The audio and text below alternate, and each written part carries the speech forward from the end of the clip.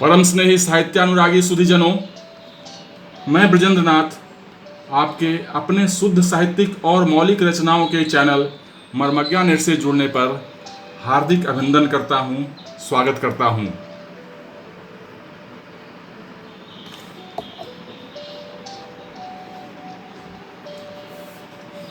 हर वर्ष की तरह इस वर्ष भी 5 जून को पर्यावरण दिवस हम लोग मनाने जा रहे हैं और पर्यावरण संरक्षण में अपेक्षित सहभागिता सबों की जिम्मेवारी है। मैंने अपनी इस कहानी द्वारा इसी जिम्मेवारी के प्रति अपनी संवेदनशीलता जगाने का प्रयास किया है। इस कहानी में इसी केंद्रीय तथ्य और सत्य को उजागर कर रहा हूं, जिसमें मैंने शहरों के बेतरतीब, बेढंगे, अनियोजित और अनियंत्रित विकास से गांवों की नदियों, नहरों, कूपों, तालाबों के प्रदूषित होने की स्थितियों की चर्चा की है। इसी क्रमिक क्षरण और अधोगमन का साक्षी रहा है यह पीपल वृक्ष। इसने इस गांव में यति की तरह सब कुछ देखा है। हाँ, यही रमजीता पीपर। इसी शीर्षक से मैंने एक कहानी लिखी जो मैं आपको सुनाने जा रहा हूँ। पर्यावरण संरक्षण के प्रति संवेदना जगाने वाली इस कहानी को मेरी आवाज़ में आप सुने, और अगर कहानी अच्छी लगती है तो मेरे इस चैनल को सब्सक्राइब करें, लाइक और शेयर करें। रमजीता पीपर। रमजीता पीपर से गांव की पहचान है या गांव से इस पीपर के पेड़ की, इसके बारे में दद्दा से ही पता लग सकता है। जब दद्दा से पूछते हैं कि यह रमजीता पीपर, जिसका नाम रमजीता पीपर पड़ गया, कितना पुराना है, तो वे यादों में खो जाते हैं। वैसे दद्दा की उम्र बहुत अधिक नहीं है, यही 65-70 के लगभग, पर लोग उन्हें दद्दा कहने लगे हैं। शायद उनके दादानुमा कहानियों और बातों के कारण हो, या गांव में जिसका जो नाम पड़ जाता है उसे बूढ़े होने पर भी लोग उसी नाम से पुकारते चले जाते हैं। बचपन में अगर कोई बबुआ जी कहलाए तो बूढ़े होने पर भी वह बबुआ जी ही कहलाएंगे। मुझे याद है कि गांव में एक दामाद आकर बस गए थे। अब बूढ़े लोग दामाद जी के पिताजी को मजाक के तौर पर फेटवाला चाप बुलाए होंगे। अब उनका पुकारू नाम फेटवाला चाप या छाप हो गया और वे इसका बुरा भी नहीं मानते थे। दद्दा कब से हो गए यह किसी को नहीं मालूम, पर दद्दा जब 1971 की लड़ाई में पूर्वी बॉर्डर से सही सलामत लौट आए थे तो लोगों ने उनका जोरदार स्वागत किया था, जैसे वे बांग्लादेश में पाकिस्तान के पूर्वी कमांड के सेना प्रमुख नियाजी को सरेंडर कराकर लौटे हों। गांव के लोगों का अपार स्नेह देखकर वे भी फौज से सेवानिवृत्त होने के बाद अपने परिवार के साथ गांव में ही रहने लगे। रमजीता पीपर और गांव के बीच में पैन है जो बड़ी नहर से जुड़ा है, इसलिए उसमें हमेशा पानी रहता है। रमजीता पीपर के सामने बड़ा सा घास का मैदान है, जिसमें गांव के जानवर दिन भर घास चरते हैं। घास के मैदान के पश्चिमी छोर पर देवी स्थान है। कहते हैं कि रमजीता पीपर की जड़ देवी स्थान तक पहुंच चुका है। वहां पर कोई पीपल का वृक्ष तो है नहीं, सिर्फ नीम का पेड़ है। इसीलिए इस पीपर की जड़ ही होगी जो उस देवी मंडप बनाए जाने में नींव खनन के समय मिली थी। अब दद्दा अनुमान लगाते हैं कि 500 वर्ष पुराना तो होना ही चाहिए। हो सकता है इस पीपल को जब राम जी का रावण पर विजय प्राप्त हुआ था, यानी विजयादशमी के दिन लगाया गया होगा, इसीलिए इसका नाम रामजीता पीपल पड़ा होगा और बाद में बदलकर रमजीता पीपर हो गया। दद्दा की सम्मान में दम है, अतएव सभी लोग इस पर सहमत हो गए कि रमजीता पीपर 5 सहस्त्र वर्ष पुराना अवश्य है। ऐसी विद्वत चर्चाएं इस पीपल वृक्ष के नीचे बने चबूतरे पर होती रहती थी। इन्हीं चर्चाओं में इस पर भी बात होती थी कि गांव में किसका लड़का पढ़कर विदेश गया और वहीं घर लेकर रहने की सोच रहा है। जब मॉन्ट्रियल, वैनकूवर या सैन होजे में से किसी को घर खरीदना होता तो वहां से भी वह दद्दा को ही पूछता कि दद्दा, घर का दरवाजा किस ओर खुलना चाहिए, उत्तर की ओर या पूरब की ओर। दद्दा का वास्तु ज्ञान भी 7 समंदर पार तक प्रकाश बिखेर रहा था। दद्दा हर दिन सवेरे 5 बजे ही पीपर के सामने वाले मैदान पर आ जाते। गांव के जो लड़के ज़्यादा पढ़ाकू किस्म के नहीं थे पर शरीर गठन और डील डॉल ठीक था, उन्हें इस मैदान में वह दौड़ लगवाते और वे सारा परीक्षण और प्रशिक्षण देते जो सेना में भर्ती के लिए जरूरी होता है। इसके परिणाम स्वरूप गांव के कई नवयुवक सेना और अर्धसैनिक बलों में चयनित होकर अपनी सेवाएं दे रहे थे। अब तो गांव में भी सड़क मार्ग से शहर से जुड़ गया है। शहर के पांव लंबे होते जा रहे हैं, गांव सिकुड़ता जा रहा है। सड़क मार्ग से जब शहर गांव के नज़दीक आता है तो वह अपने साथ शहर की सड़ांध भी लाता है। अब पैन के साफ पानी में शहर का कचरा भी घुलेगा और गांव के रहवासियों के बीच रहस्यमय बीमारियां फैलेंगी। गांव का बाहरी वातावरण ही विषाक्त नहीं होगा, गांव के लोगों के बीच का खुलापन भी एक अमूर्त रहस्यमय चुप्पी में बदलने लगेगा। शहर अनाप शनाप सूचनाओं का भंडार भी साथ लाता है। उसमें कौन सी सूचना कौन ग्रहण करता है, उस सूचना से अपना मस्तिष्क जागृत करता है या विकृत करता है, यह उसके विवेक पर निर्भर होगा। उस दिन रंजीता पीपर के चबूतरे पर गांव के लोग जुटे हुए थे। शिवपूरण के पास ऐसी ऐसी सूचनाओं का पुलिंदा होता था कि लोग सुनकर दंग रह जाते थे। हाँ, शिवपूरण इसी गांव का एक निवासी। कहाँ से ऐसे समाचार लाता है शिवपूरण, लोग सोचते। यह तो टीवी और समाचार पत्रों में भी नहीं है। उस दिन भी एक ऐसी ही सूचना लाया था शिवपूरण। जब भी कोई बात यह कहेगा तो बात की सच्चाई और अच्छाई को उसमें से चुनना पड़ता है। लोगों का उसके बारे में ऐसा ही विचार था। ननकू बोला था, देख रहे हैं ना दद्दा, शिवपूरणवा अभी बस से उतरकर इधर ही आ रहा है। जरूर कोई उल्टी सीधी उटपटांग खबर लेकर आ रहा है। सब लोग सशंकित हो उठे थे। दद्दा को संबोधित करते हुए और अन्य लोगों को सुनाने के लिए उसने कहा था, जानते हैं दद्दा, वह रंजीता पीपर और सारा मैदान सहित सड़क तक की पूरी जमीन का बंदोबस्त सरकार एक भवन निर्माण के कार्य में संलग्न व्यवसायी के नाम से करने जा रही है। ए शिवपूरण, ऐसी मनहूस खबर तुम ही क्यों लाते हो? तुमने इन खबरों को फैलाने की एजेंसी ले रखी है क्या? घनश्याम ने व्यंग्यपूर्वक अंदाज में पूछा तो शिवपूरण अकचका गया। दद्दा, देखिए न हमारे बारे में यह क्या कह रहा है। हम गांव की भलाई के लिए कुछ कहना चाहते हैं तो इसे कुछ और समझ में आ रहा है। इस बार धनेश्वर ने कहा था, ए शिवपूरण भाई, अब गांव की भलाई के लिए कुछ कहने का नहीं करने का समय आ गया है। बोलो, हमारे साथ मिलकर करने को तैयार हो? हाँ हाँ, तुम लोग योजना की रूपरेखा तैयार करो, हम भला पीछे रहने वाले हैं। इतना कहते हुए शिवपूरण ने वहां से खिसकने में ही अपनी भलाई समझी। तुम पीछे ही नहीं रहने वाले हो, पीछे से खिसक जाने वाले हो, जोर से सुनाते हुए रोहन ने कहा था, ताकि उसके कानों में यह आवाज़ जरूर पहुंचे। दद्दा ने सबको संबोधित करते हुए कहना शुरू किया, देखो भाइयों, ईश्वर करें शिवपूरण की इस खबर में कोई सत्यता नहीं हो या किसी ने शिवपूरण को ऐसी खबर फैलाकर गांव वालों की प्रतिक्रिया जानने और समझनी चाहिए हो। जी दद्दा, हमें इस पर विश्वास तो नहीं हो रहा, पर हमें सतर्क तो हो ही जाना चाहिए। धनेश्वर ने भी सामूहिक कार्य योजना बनाने की पहल पर अपनी मुहर लगाई थी।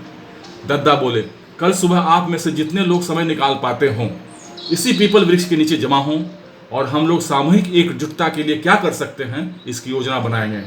सभी लोग अपने अपने घरों को तो चले, पर दद्दा आज सचमुच व्यथित मन से लौट रहे थे। दद्दा को रात भर नींद नहीं आई थी। वे गांव के वातावरण के लिए चिंतित थे। गांव में शहर के उत्पादित विष के घुलने के प्रति आशंकित थे। सुबह 4 बजे से ही वे रंजीता पीपर के पास पहुंच गए थे। वे चबूतरे पर चढ़ गए। उन्होंने दोनों हाथ को फैलाकर पीपर के मुख्य तनों को अपनी छाती से लगा लिया। जोर जोर से चिल्लाते रहे, परंतु वहां सुनने वाला कोई नहीं था। जब उनकी चिल्लाहट पूरे वातावरण में गूंज रही थी, इसके बाद वे फफक कर रो पड़े। वे नहीं चाहते थे कि कोई उनकी व्यथा को देखे, उनके अरण्य रोदन को सुने, इसलिए वे इतना सवेरे आ गए और अपने पूर्वज पीपल से बातें करते हुए रोते रहे। पूर्व क्षितिज अरुणाभ होना ही चाहता था। पीपल वृक्ष पर पक्षियों का कलरव आरंभ हो गया था। निशा का अवसान निकट था। पीपल के चिकने पत्तों की सरसराहट और पाखियों के संवेद ध्वनि में प्रकृति के आनंद कण बिखर रहे थे। सूर्य रश्मियों के धरा पर अवतरण का समय हो रहा था। लोगों का रंजीता पीपर की ओर आना शुरू हो चुका था। नौजवान लोग जो हर दिन दौड़ लगाकर अपनी ऊर्जा बढ़ाने के साथ साथ पुलिस और सुरक्षा बलों में प्रतियोगिता की तैयारी कर रहे थे, वे भी आ चुके थे। सभी के आ चुकने के बाद दद्दा ने ही पहला संबोधन शुरू किया। भाइयों एवं नौजवान साथियों, आप लोगों को तो मालूम होगा कि हम लोग यहाँ किस लिए एकत्रित हुए हैं। सबों ने संवेद स्वर में कहा, हमें मालूम है, पर आप एक बार फिर विस्तार से बताइए। तो आप सुनिए, दद्दा ने कहा, हमारा गांव शहर के विस्तारीकरण की चपेट में शीघ्र आने वाला है। हमें शहर के विस्तार से कोई आपत्ति नहीं है, किसी को क्या आपत्ति हो सकती है, लेकिन हर शहर अभी स्वयं असंतुलित विकास के दुष्परिणामों का दंश झेल रहा है। शहर के कचरे का कहाँ निष्पादन हो रहा है, शहर की नालियों से बहती गंदगी बड़े नालों में जमा होती है और उन्हें कहाँ छोड़ दिया जाता है, हम सब जानते हैं। कहाँ मिला दिया जाता है, हम सब लोग जानते हैं। सबों ने जवाब दिया, कहाँ मिला दिया जाता है? सबों ने इसके बारे में जवाब दिया, नदियों या पास के नहरों में। हम सबों को मालूम है। दद्दा ने आगे कहना शुरू किया, शहर का कचरा हमारे हरे भरे मैदानों और खेतों में डंप कर दिया जाएगा, हमारे नहरों में शहर के नालों को छोड़ा जाएगा। आप बताएं, क्या आप अपने गांव को शहर का मल विसर्जन स्थल बनाएंगे? संवेद स्वर में आवाज आई, कभी नहीं, कभी नहीं। तो इसके लिए हमें जागरूकता अभियान चलाना होगा। क्या आप इसके लिए तैयार हैं? नौजवानों ने एक साथ कहा, हम तैयार हैं। हम तैयार हैं, हम तैयार हैं। चार नौजवानों के साथ एक बुजुर्ग या प्रौढ़ मिलकर टोलियां बनाएंगे। ऐसे पर्यावरण संरक्षक दूतों की टोलियां शहर के चारों तरफ के हर गांव में जाएगी, गांव के निवासियों को जागरूक करेगी, शहर के फैलाव को हम रोकेंगे। इस तरह हम गांव को शहर का डंपिंग ग्राउंड नहीं बनने देंगे, दद्दा ने कहा था। किसी नौजवान ने प्रश्न किया था, क्या इससे विकास की गति धीमी नहीं हो जाएगी? सही प्रश्न किया है आपने, दद्दा ने कहा।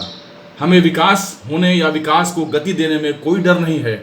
हमें असंतुलित और अंधाधुंध विकास से डर है, जिससे समस्याएं बढ़ती चली जाएं। सिर्फ कुछ लोगों की जेबें भरने के लिए क्या हम पूरे पर्यावरण को दूषित करना चाहेंगे? प्रश्न सारे नौजवानों की तरफ से आ रहे थे। दद्दा, आखिर यह अभियान कब तक चलाएंगे? क्या प्रश्न सही है? आपका प्रश्न बिल्कुल सही है। आखिर कब तक? हम यह अभियान तब तक चलाएंगे जब तक शहरों में समुचित कचरा प्रबंधन और निष्पादन की विधि विकसित नहीं हो जाती, जब तक शहर के नाले के पानी का परिष्करण कर उसे शुद्धि की गुणवत्ता के मानकों पर सही नहीं पाया जाता। क्या आप लोग तैयार हैं? सभी लोग जोर से बोले, हम सब तैयार हैं। तो आइए हम सब इस पीपल के तने से लिपट कर यह शपथ लें कि शहरों का पर्यावरणीय संतुलन जब तक ठीक नहीं हो जाता, तब तक उसका गांव की ओर विकास हम रोकेंगे। सभी लोग चबूतरे पर चढ़ गए और दोनों हाथों को फैलाकर पीपल के तने से लिपटकर यह शपथ ली। यह समाचार तेजी से आग की तरफ फैल गया। रंजीता पीपर की शपथ लेकर लोगों ने शहरों का गांव की ओर विकास होने की गति पर विराम लगाने की शपथ ली थी। व्यवसायी जो सरकारी अधिकारियों के साथ मिलकर गांव में कम भाव में जमीन खरीदकर उस पर गगनचुंबी इमारतें बनाकर बेचने के सपने देख रहे थे, इस अभियान के कारण सकते में आ गए। अब क्या होगा? उधर गांव के पर्यावरण संरक्षण दूत दूसरे गांव में जाकर जागरूकता फैलाने का काम करने लगे। गांव के लोग पेड़ों के तनों से लिपटकर गांव में पर्यावरण को संरक्षित करते हुए शहरों को गांव की ओर नहीं फैलने देने का शपथ लेने लगे। भ्रष्ट तंत्र और व्यवसायियों के होश उड़े हुए थे। रंजीता पीपर के सामने के मैदान में मल्टी स्टोरी कॉम्प्लेक्स खड़े करने की योजना फलीभूत होती नजर नहीं आ रही थी। उनमें से एक युवा व्यवसायी ने प्रस्ताव रखा कि क्यों नहीं मैदान को छोड़कर गांव के लोगों की जमीन ही खरीद ली जाए, कुछ दिनों के बाद उसका विकास किया जाएगा। यह विचार बहुत अच्छा लगा। वे लोग इसी कार्य योजना पर काम करने लगे। इसके लिए एक ऐसे एजेंट की जरूरत थी जो गांव का हो और लोगों के एक वर्ग को पैसे का लालच देकर उनका ज़मीन बिचवाए। जैसे जैसे लोग आते जाएंगे और अपनी ज़मीन की बिक्री करते जाएंगे, उस एजेंट का कमीशन भी बढ़ता जाएगा। इसके लिए इस गांव का शिवपुरण ही सबसे उपयुक्त व्यक्ति हो सकता है। उससे संपर्क किया गया। पैसे का तो लालची था ही, वह झट तैयार हो गया। कुछ दिनों बाद शिवपुरण अपने प्रयास में सफल होने लगा। पहली बिक्री एक छोटे किसान ने की थी। अपनी लड़की की शादी के लिए उसे रुपयों की तत्काल ज़रूरत थी। ज़मीन बेचने वाले लोगों की संख्या बढ़ने लगी। यह समाचार दद्दा के पास भी पहुंचा। दद्दा ने कुछ नौजवानों को किसानों से मिलकर ज़मीन नहीं बेचने की सलाह भी दिलवाई, पर ज़मीन खरीदने के लिए इतनी अधिक रकम दी जा रही थी कि लोग उसके प्रभाव में आते चले गए। अंतिम कड़ी उस दिन टूट गई जब दद्दा के भाई ने ही अपनी ज़मीन व्यवसायी के हाथों बेच दी। दद्दा का हिम्मत टूटने के कगार पर आ चुका था। जब अपने ही घर के लोग बात नहीं समझेंगे तो बाहरी लोग क्या समझेंगे। जनवरी की कड़ाकी की ठंड पड़ रही थी। कुछ दूरी पर भी इस घने कोहरे में कुछ भी नहीं दिखाई देता था। रात भींगती रही थी। दद्दा का दर्द बढ़ चुका था। सूरज उदास उगता था। उसकी किरणें बीमारी से ग्रस्त हो गई थी। वे पेड़ पौधों में भी कोई हलचल पैदा करने में असमर्थ थी। पक्षियों का कलरव अब रमजीता पीपर पर देर से होता था। पत्ते अब चमकते नहीं थे, पीले होकर जल्दी गिर जाते थे। पत्तों का डालों से बिछड़ना एक शाश्वत सत्य था, पर इस सत्य को अनदेखा करना मनुष्य की मति में बैठ चुका था।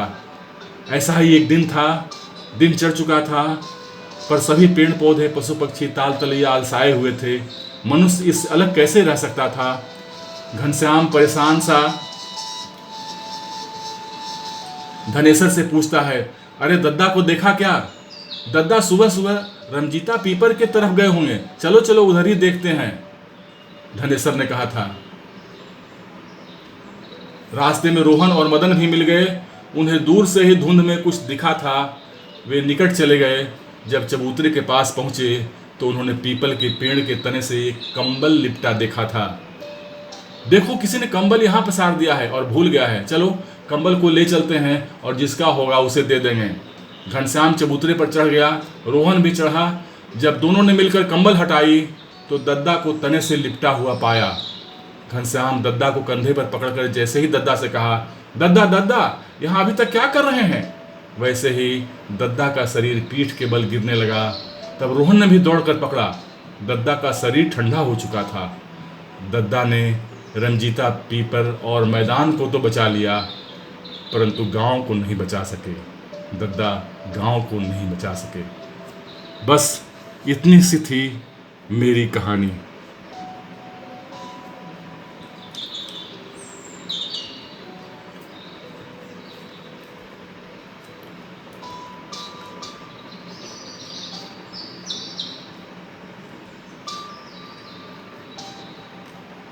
तो मित्रों, मेरी यह कहानी आपको अवश्य अच्छी लगी होगी और मेरी इस चैनल को सब्सक्राइब करें, लाइक और शेयर करें और इस चैनल से दिए गए कविताओं और कहानियों का आनंद लें। आप यह बेल आइकन अवश्य दबा दें ताकि कोई भी नया वीडियो अपलोड होने पर उसकी सूचना आपको मिलती रहे। धन्यवाद, बहुत बहुत धन्यवाद। फिर मिलते हैं एक ऐसी ही कहानी या कविता के साथ। धन्यवाद, बहुत बहुत धन्यवाद।